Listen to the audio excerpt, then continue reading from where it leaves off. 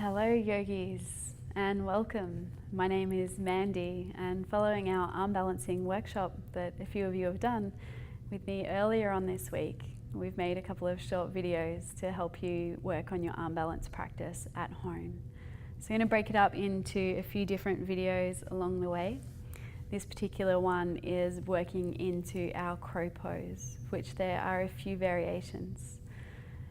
So I'd encourage you before you get started to have a bit of a read through the description of the pose, who should be avoiding the pose, key warm-up exercises to undertake beforehand, and there's a few hints and tips in there which most will come out through the video, but some may not. So I encourage you to have a read of that to begin with. Okay, so our first pose is our crow pose, and there are a few key actions here that we need to take. Okay, so talking you through, some of you will recall most of our arm balancing comes from our foundation, which is our arms. So one of the key things is how we use our hands. So we want to really spread through those fingers. Okay. Another key action comes from our cat position. Okay, so we really press down into the hands and round through the upper back. Okay, so it's like that sensation of rooting down to rebound up. So we root the hands into the ground to rebound and get that lift. The belly is also drawing in towards the spine here, so it's quite an active core. Another key movement that we have in our crow pose is chaturanga. Okay, so we need a nice strong chaturanga practice, so keeping those upper arms in towards the midline as we lower down. Okay. So at all times, hugging those upper arms in. Another key one is what we're doing with our feet. Okay, it doesn't really matter if you point or flex the feet, but you want to have them really, really active. That will keep you connected to your core. And when we use our core in our arm balances, that's what gives us that sensation of feeling lighter, of being able to lift on up. Props that you can use to assist. Blocks is a really, really good place to start, particularly if you're finding it a little bit more challenging to get the shins up into the upper arms. So I'll show you how we work in with the block to begin. Generally this pose comes from a squat, okay, so from a yogi squat. You might be coming in from this position when you're in a class. Okay, so if you are, you would take the block, we bring the feet down onto the block. The first thing we set up is our hands. So I'm spreading through my fingers, taking my hands to be shoulder distance apart, and then I'm getting a firm connection of my shin and my upper arms. So the first variation that I'm going to show you is our traditional crow variation. From here I start to lean my weight forward. So you'll notice how as I shift forward, my elbows come above my wrists. And then from here I might lift one foot up and perhaps start to float the other foot up. One of the critical things here is that I keep my gaze forward, keep hugging the legs in, keep drawing the arms in, and keep drawing the belly in. In this variation, I'm letting my bum sit down pretty low. You can also try and sink down a little bit further, and then feet are flexed.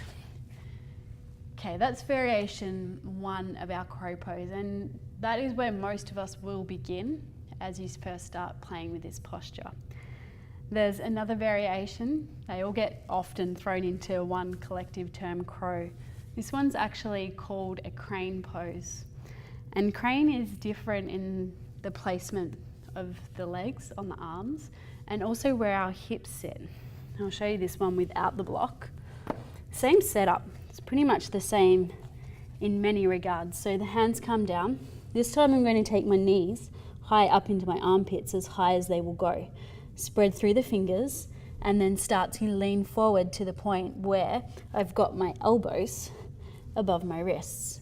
From here, maybe floating one foot and perhaps starting to float the other. I press down through my hands, hollowing out the belly, gazing forward, starting to try and straighten out the arms as best as possible. Hips are up high, toes are active. And then slowly come on down. Okay, so that one is our crane variation. Where that one really comes about is when you start trying to lift into a handstand from there. You're trying to get your hips above your head. So So that's probably why crane exists. There is one more little variation on this pose. I'm not sure what the name for it is. Basically, it's called baby Bakasana or a forearm crow. Really good if you're suffering from any wrist injuries. It's one that I've played with a little bit in the past. So in this one, we set up our arms like we would in a Sphinx position. So your hands are spreading once again. Your forearms are shoulder distance apart. Okay, I want my shoulder to start directly above my elbow.